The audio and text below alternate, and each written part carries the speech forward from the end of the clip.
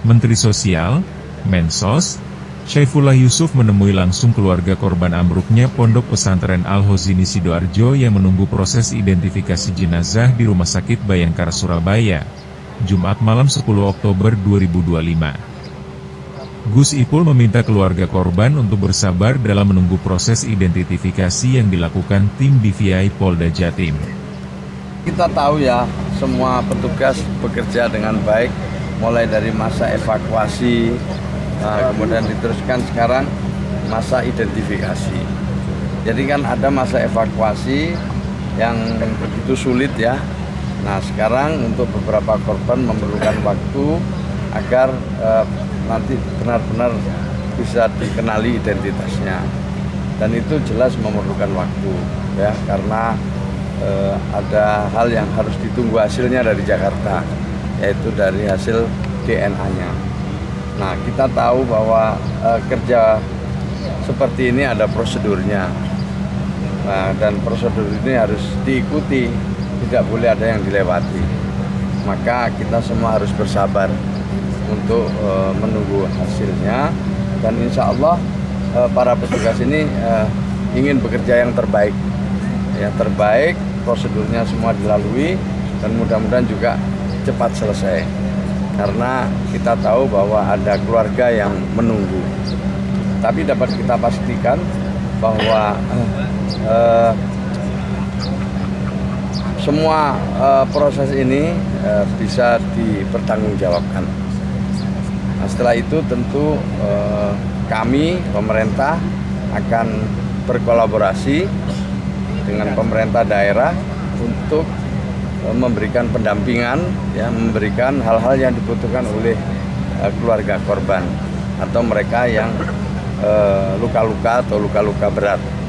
Ya, semuanya masih dalam proses asesmen, dan hasil asesmen itu nanti akan kita tindak lanjuti dengan langkah-langkah konkret, mulai dari perlindungan, jaminan kesehatan, kemudian pemulihan korban maupun keluarganya, dan bantuan-bantuan lain yang dibutuhkan.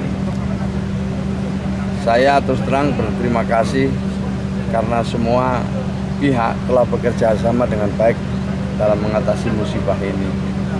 Korbannya cukup besar ya, ada 63 meninggal. 63 yang lapor? Ya, yang meninggal kan, yang lapor meninggal ada 63.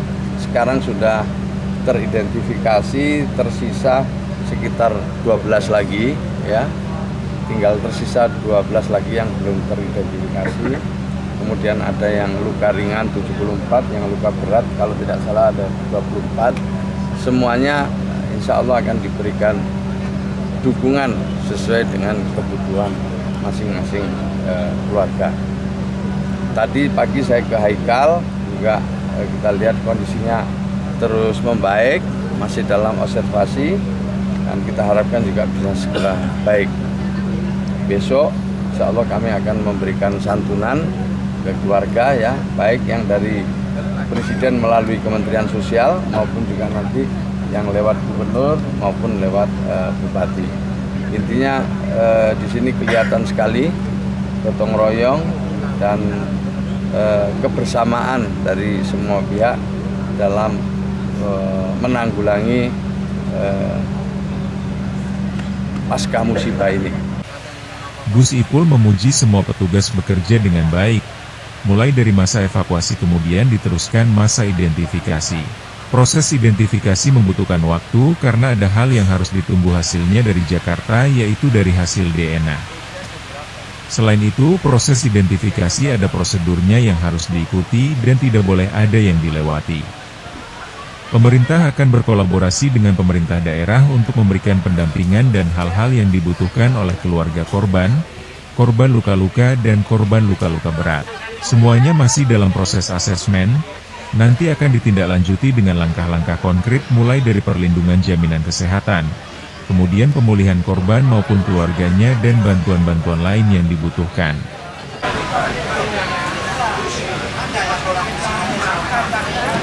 Putranya wafat gitu ya. Yang kedua, kami juga berharap kesabarannya untuk menunggu semua proses ini sampai tuntas. ya kami juga sama ingin mengikuti, ingin mendampingi, dan yang paling penting adalah bagaimana anak-anak kita, adik-adik kita, para santri yang sekarang mungkin sebagian diantaranya jadi penyandang disabilitas. Makanya besok saya dengan Komisi Disabilitas Nasional untuk bisa mendengarkan dan sekaligus memberikan saran kepada santri-santri yang sekarang mungkin karena kakinya diamputasi, tangannya diamputasi, ini untuk keluarga juga perlu dikondisikan, lingkungan perlu dikondisikan, kemudian santrinya yang diamputasi ini juga perlu dikondisikan. Ada 63 korban meninggal dunia, luka ringan 74 orang dan luka berat 24 orang. Semua korban akan diberikan dukungan. Pemerintah bersama pihak swasta akan menjamin kelanjutan pendidikan para santri disabilitas hingga selesai.